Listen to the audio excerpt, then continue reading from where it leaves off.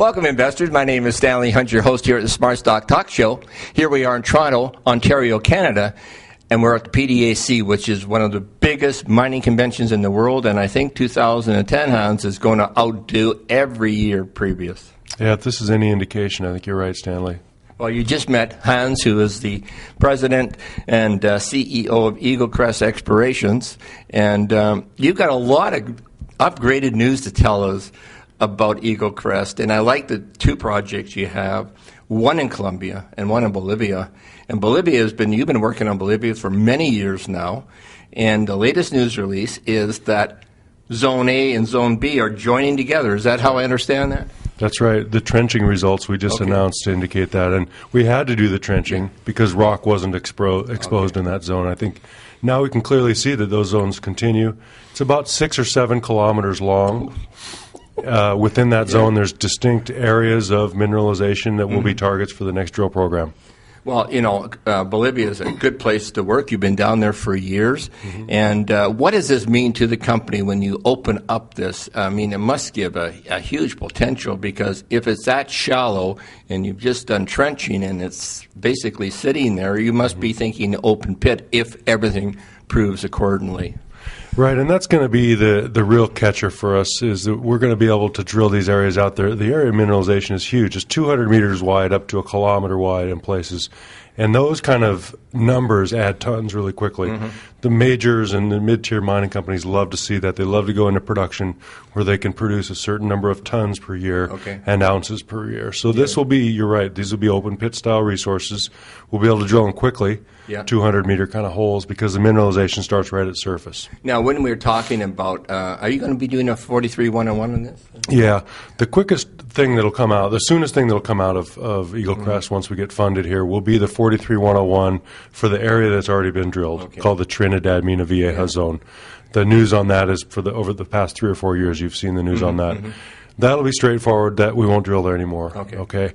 We'll have to drill this zone, and probably near the end of the year we'll start the resource calculation. And so once you get that resource calculation, what does Eaglecrest do from that? Do they go ahead and or do they look for a partner on this? We would, it depends on the size and grade and things like that, and how lucky we are hitting the high grade and getting people interested. The idea there is that will be the first resource in one zone, and like I said, it's 7 kilometers long. There could be 2 or 3, it just depends. There's 4 drill targets right now that are fairly easy to see in the data.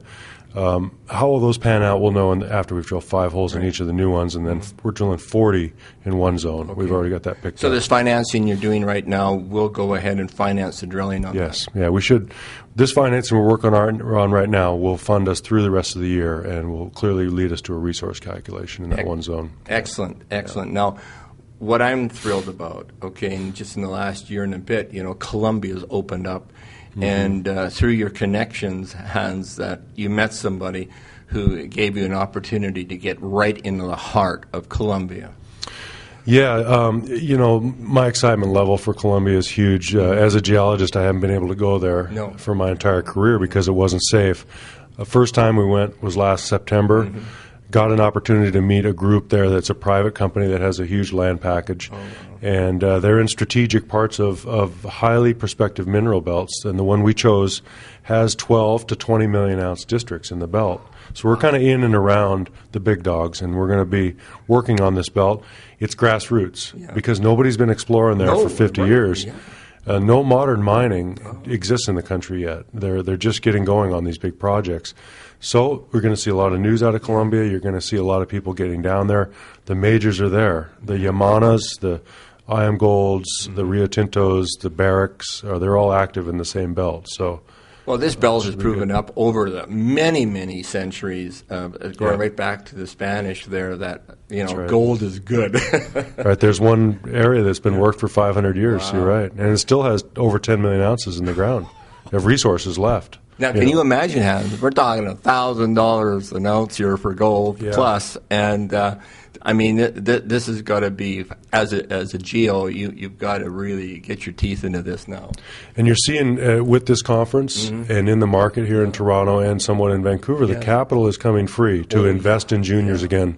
So the junior market, I think, is going to come back finally. Yeah, well, you're trading somewhere between 40 and 50 cents right now, and you have a market cap probably about $23 million right now. That's but right. This project, like I said, for a geo, it's got to be exciting.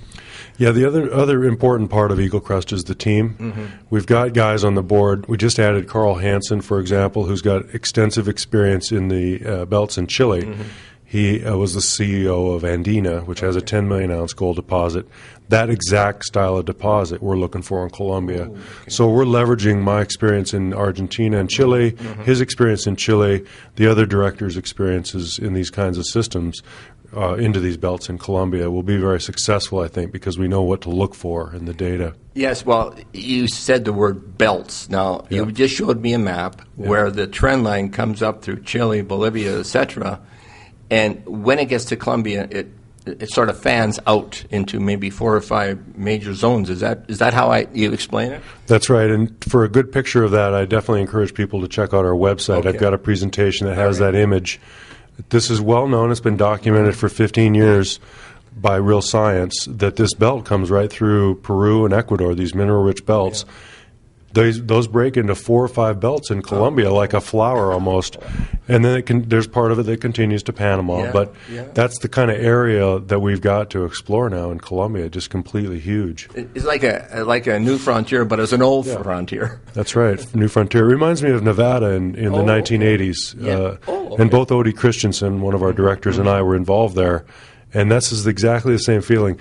You have to go into this area, you have to get big land packages and get a footprint, because you never know where your discovery is going to be in that land. It's so early in the stages. Yes, well, there's other stocks companies around you that have done very well, actually. Mm-hmm. Yeah, that's right. Ventana and Galway have been a big story lately, yep. Yeah, lots of trading going on there. Yep. But like you said, it's you can now really get your energy right in behind this now, because you've got 2 major projects there, Colombia and Bolivia. Yep. Was there anything else before we close here?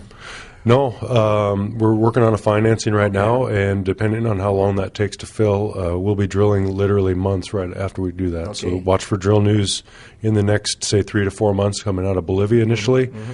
New news for the projects in Colombia down the road, and we'll be drilling in Colombia later in the year. Right. I understand one of the major gold funds, Sprout, has come in and took a position in your private placement. Yeah, Sprout Asset Management took a position in December. Wow, we're hoping to get a larger piece of this financing, so they get a bigger position. They're great people to have. They understand the business. They understand gold.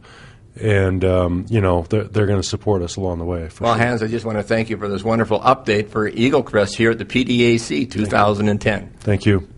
I'm Stanley Hunt, your host here at the Smartstock Talk Show, where companies come alive.